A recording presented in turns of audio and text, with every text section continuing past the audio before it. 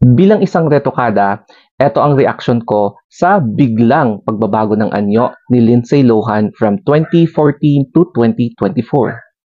Pero bago ang lahat, narito ang evolution ni Lindsay Lohan from being a child actress hanggang ngayon sa pagbabalik niya, the comeback of Lindsay Lohan with her new fresh look. So makikita nyo, and then before na napansin natin na medyo lie low siya dahil nga sa psychological or mental health issues, pero ngayon bumabalik na siya at gusto niyang bumawi. 10 years ago, ganito ang itsura ni Lindsay Lohan. Sobrang masalimuot yung kanyang face and nagkakaroon siya ng problema financially sa career niya and syempre sa kanyang mental health. So, hindi siya approachable during that time. Lagi siyang nagagalit and ang daming negative issues towards her. So, medyo naglaylo siya kasi nga medyo broken talaga siya and kailangan niya talaga ng tulong. Pero ngayon, ang masasabi ko is wow, nagbabalik ang bagong Lindsay Lohan. So nakita natin yung total na pagbabago sa kanyang itsura. And makikita nyo rin pati yung kanyang inner self nagbago na rin. Parang nagkaroon siya ng cleansing, deep cleansing, and ito, yung itsura niya, na-overcome niya yung mga mostly majority of kanyang mga challenges and bumabalik ulit siya, bumangon, and gusto niyang makabawi ulit. Eto na, yung observation ko.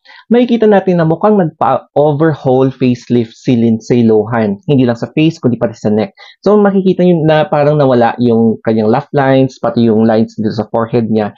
And talagang banat na banat, no? And then nakita natin na prominent yung jaw niya, nakikita natin. And dito wala tayong nakikita na nagsasag.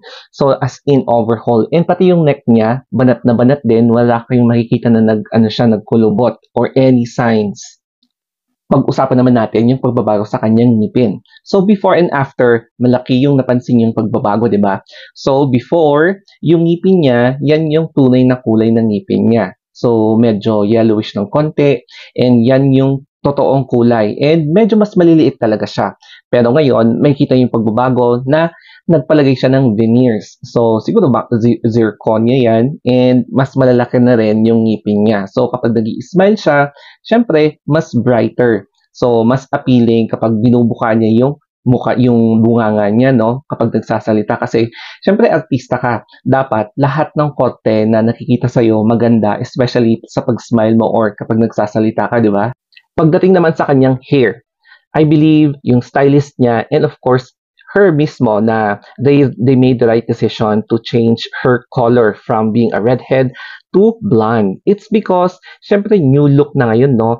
Mas vibrant siyang tignan dito sa pagiging blonde.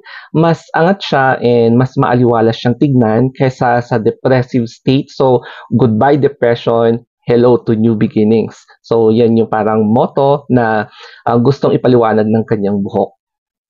Pagdating naman sa pagbabago ng kanyang attitude, yung personality niya, na ang laki ng improvement. It's because na-overcome niya yung kanyang mental health problems, psychological problems, na ngayon, magaan na siyang panoorin na ine-express niya yung sarili niya, tapos very warm.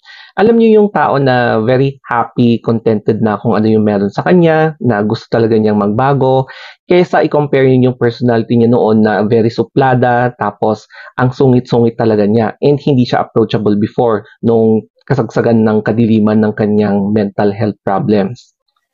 Sa totoo lang, Lindsay Lohan sets a very good example na lahat ng problema ay pwedeng-pwede mo talagang i-overcome. So look at her now, brand new, very demure, very refreshing, and syempre, binibigyan niya tayo ng pag-asa na kahit na gaano kabigat yung problema mo, pwedeng-pwede mo yan ma-overcome.